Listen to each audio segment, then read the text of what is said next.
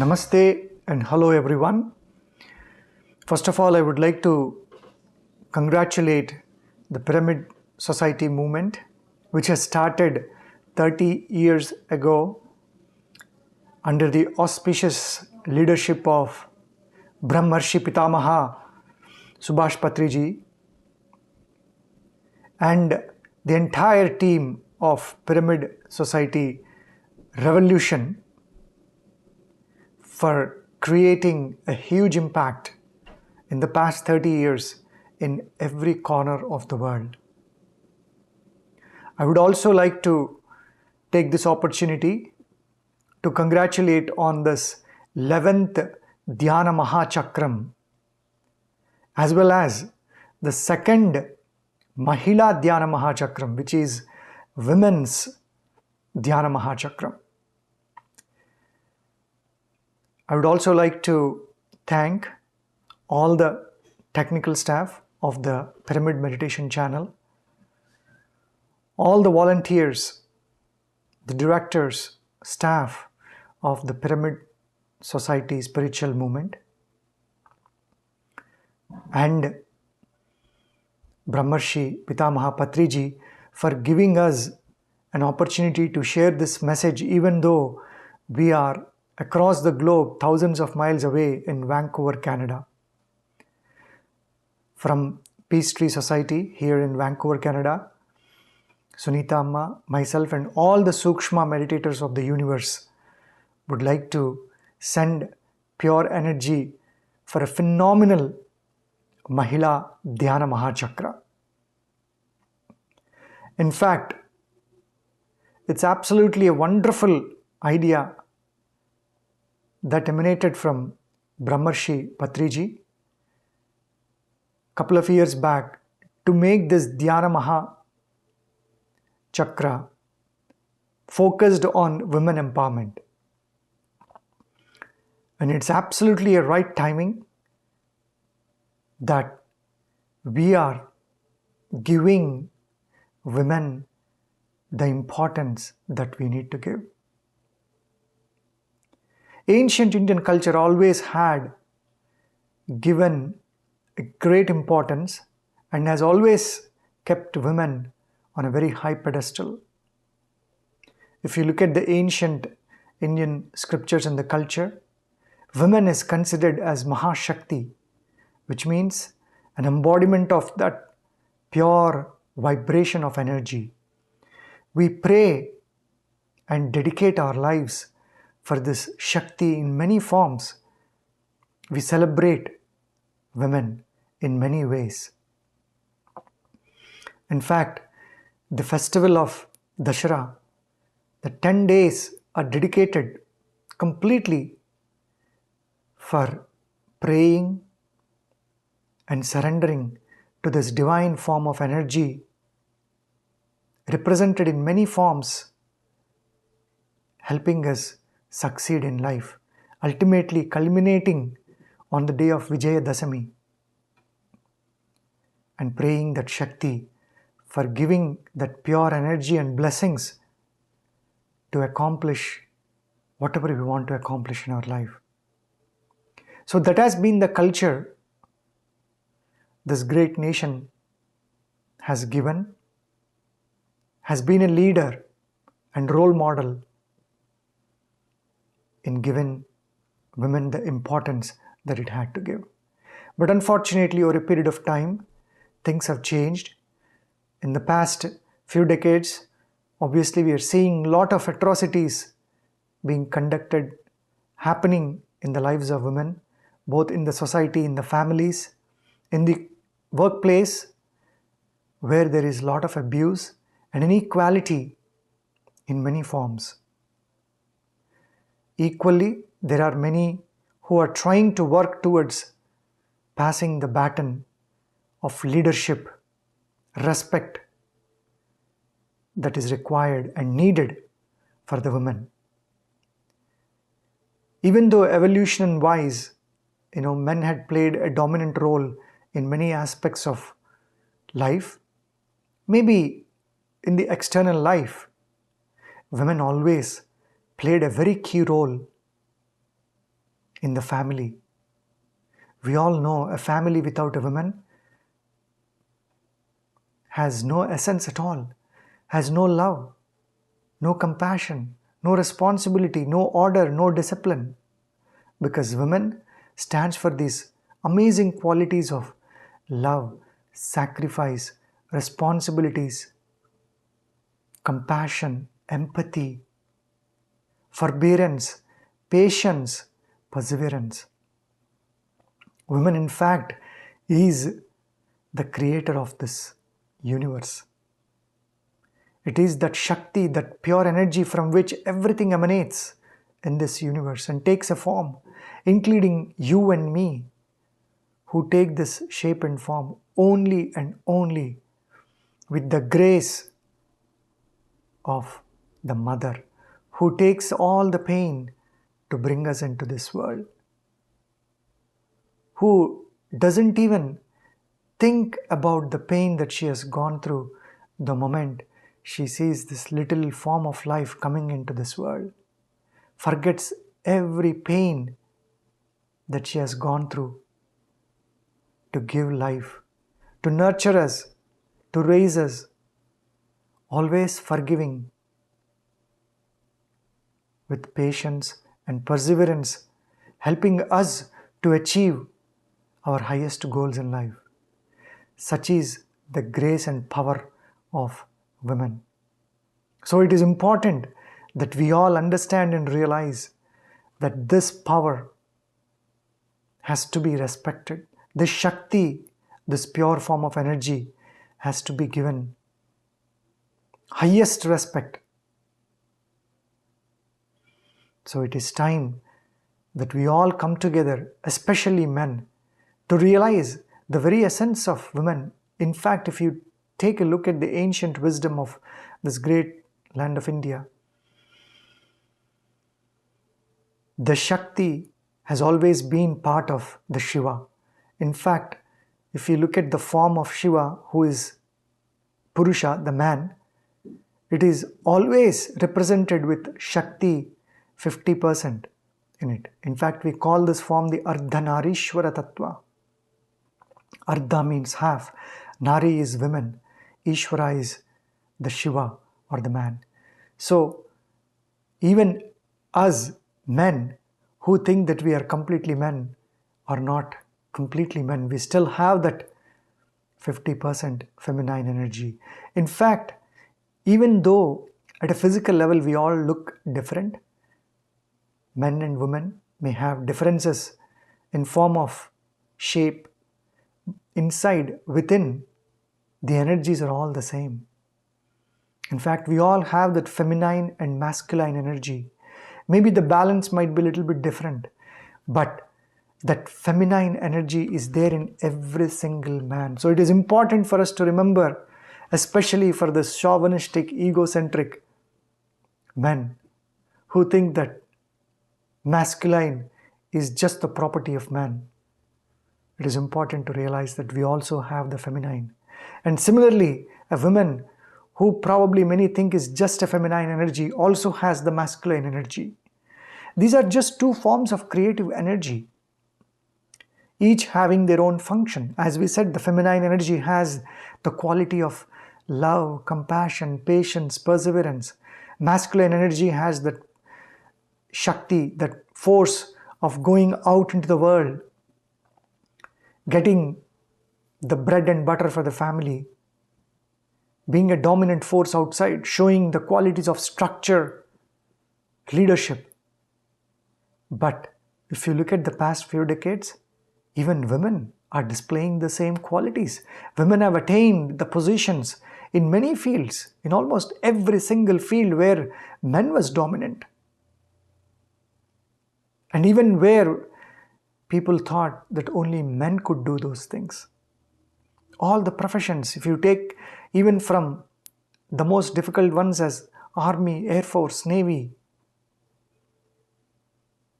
all of these are now occupied by women, showing that they are on par with men. Because that energy, that masculine energy, is there in every human being.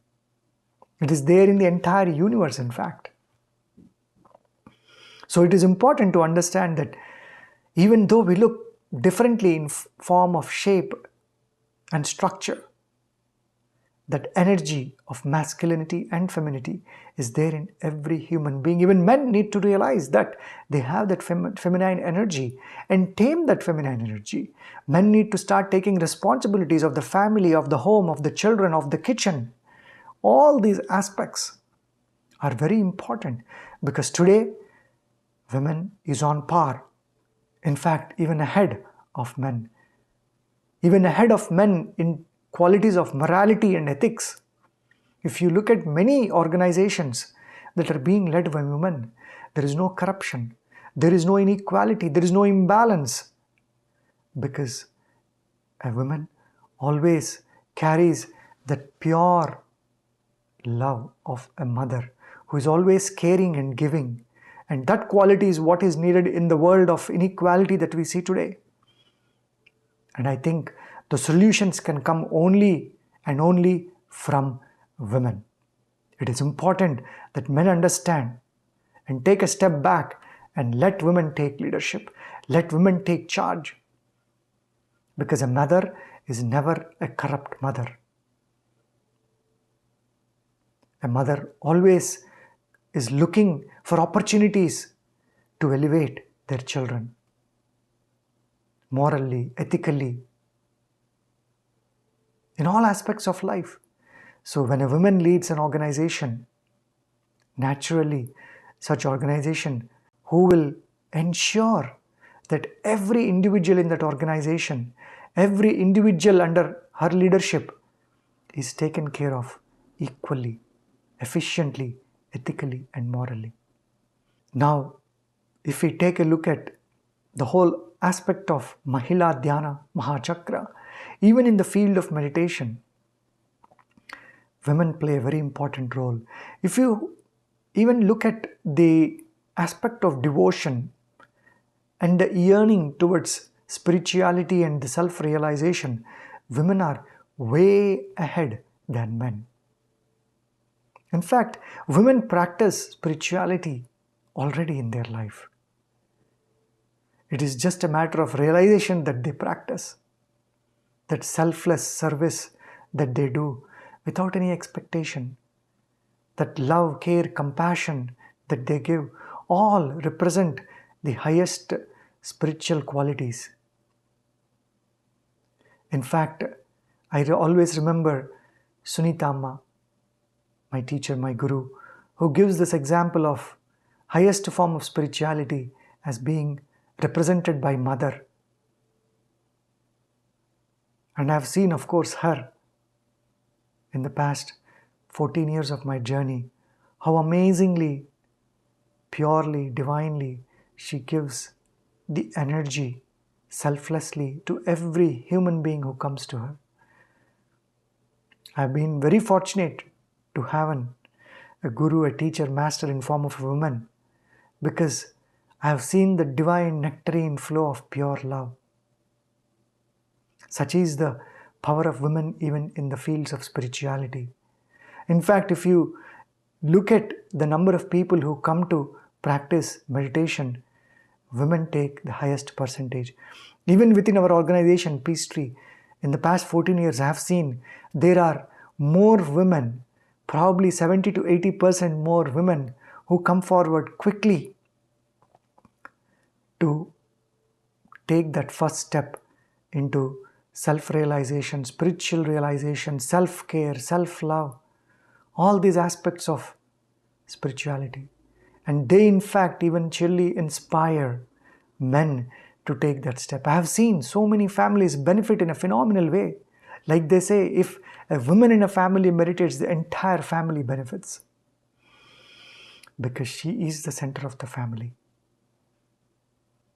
So my dears, it is important that we all recognize and realize the power of women today. And dedicate every day, every moment of our lives for these women who are yearning and aiming for highest spiritual values. It is important to understand what exactly is spirituality as well. Spirituality is not just some mumbo jumbo abstract form out there. Spirituality, spirit is the very essence of each one of us. That holistic, pure essence which we experience. Even if you pray or do not pray, it does not matter. But we all experience that essence of that purity. Even when we are out there in the nature, when you are watching a sunset, when you are listening to a beautiful sound of nature in form of the birds chirping, or the flow of a waterfall, the flow of a river, or the waves of the ocean. All these are part of the spiritual experience. Spirituality is to be in tune with the nature outside and the nature inside. But unfortunately, in this fast-paced lifestyle, we have forgotten that. We have ignored the precious resources outside in the world and precious resource right here in form of you.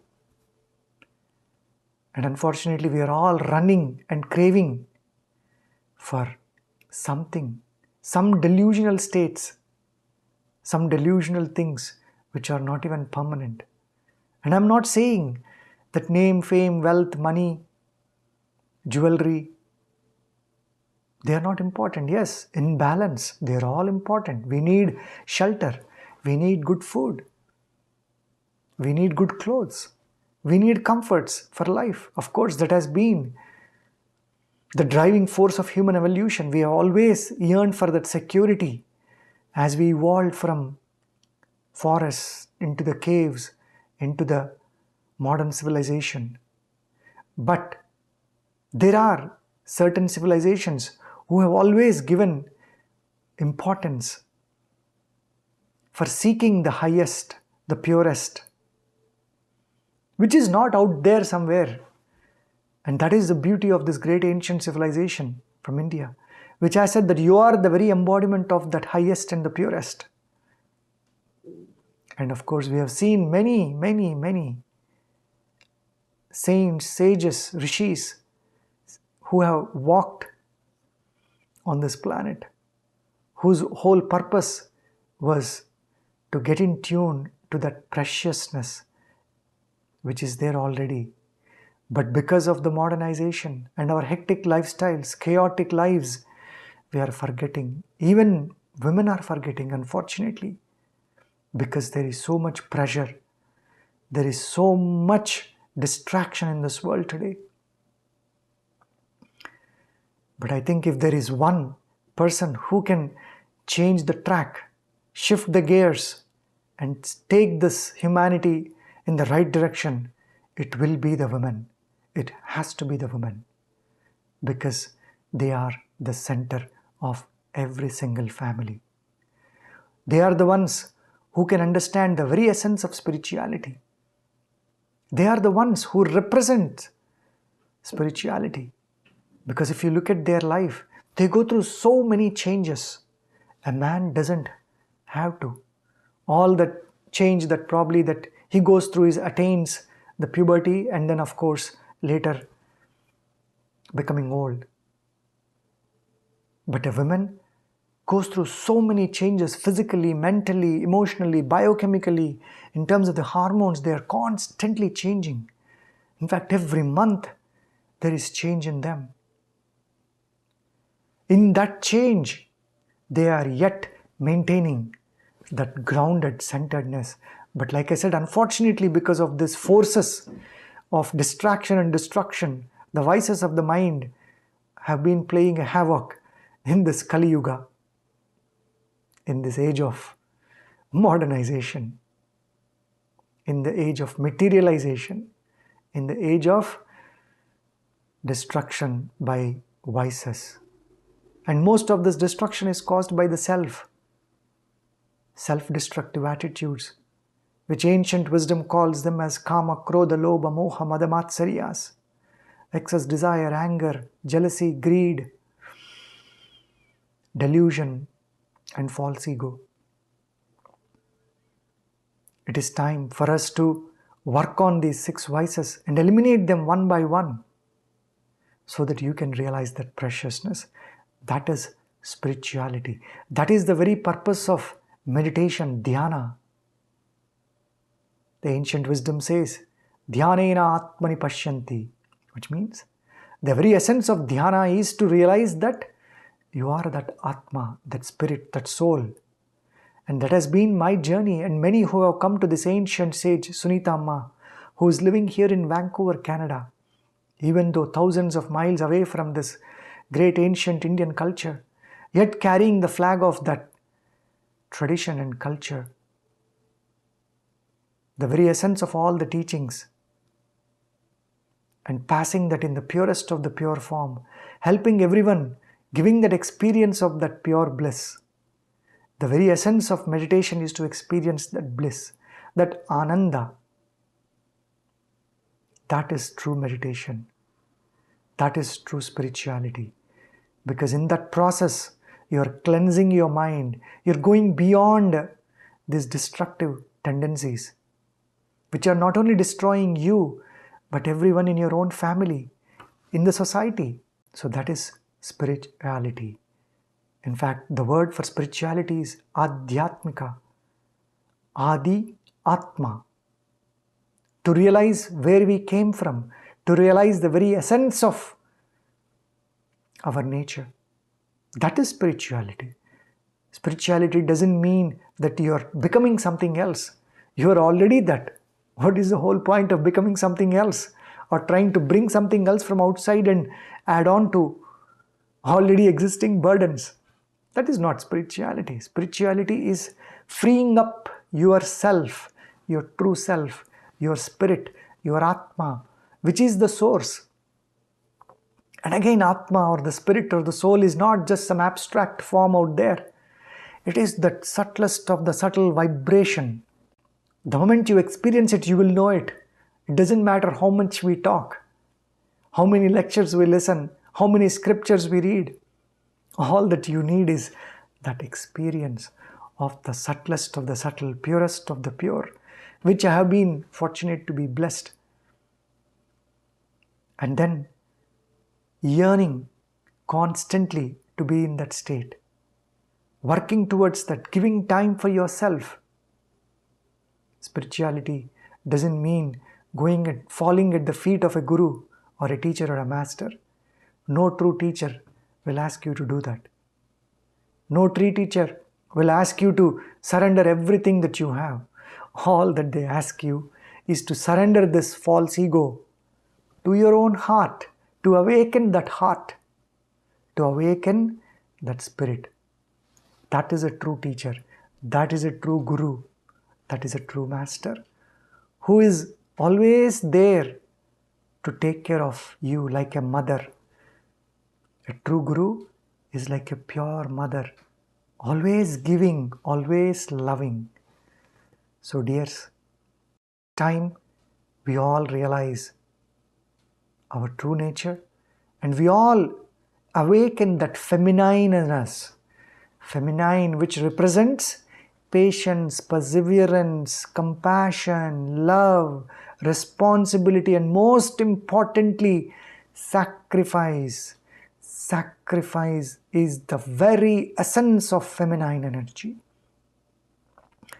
So let us all build the essence of sacrificing the vices of the mind, sacrificing the destructive tendencies, sacrificing the selfishness, so that we give ourselves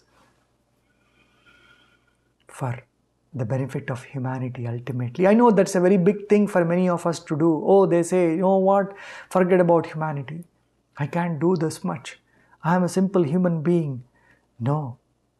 The great Swami Vivekananda said, you are not just a simple human being. You are the very embodiment of the divine divinity. Amritasya putraha is what the ancient wisdom says. You are not a simple human being. You are Amritasya putra, which means you are an embodiment of that immortality. You are an immortal being. This physical form will die. It will perish. Every physical form has to go through that cycle of life and death. birth and death, which is very natural. So, why cry for that? Why fear for that? This has to go one day. Every step that we are taking in our day-to-day life, we are walking one step closer to that physical death. Remember that. This physical body is dying every moment. Thousands of cells are dying every second. New cells are forming every second. One day, all these cells have to go back. But what remains is that subtle form of pure vibration, which at the time of physical death leaves the body and again seeks to come back into this world. And the very essence of dhyana is to find a way to stop this cycle of birth and death. That is the very essence of dhyana. So that you become dhanya, means the one who is illuminated, who is awakened, who realizes that the very purpose of this life is to experience that dhanyatvam, that ekatvam, that oneness, and share that with every other human being. And if there is one person who can do that, that is the woman. So my dear friends, let us all support this Mahila Dhyana Mahachakra, a great sankalpa, a pure intention, which has now blossomed into a revolution, a spiritual revolution. And again, I congratulate the PMC channel, the Pyramid Spiritual Society movement, as well as the pioneer of this movement, Brahmarshi Pitamaha Patriji, for creating a platform for spreading this pure intention, which is now blossoming in all corners of the world. We from Peace Tree, all the Sukshmas of the universe, again heartfully congratulate and also show our heartfelt gratitude for giving us an opportunity to share this message from across the globe, thousands of miles away. Even though we are physically away, our heart and soul one with you. Namaste and thank you very much.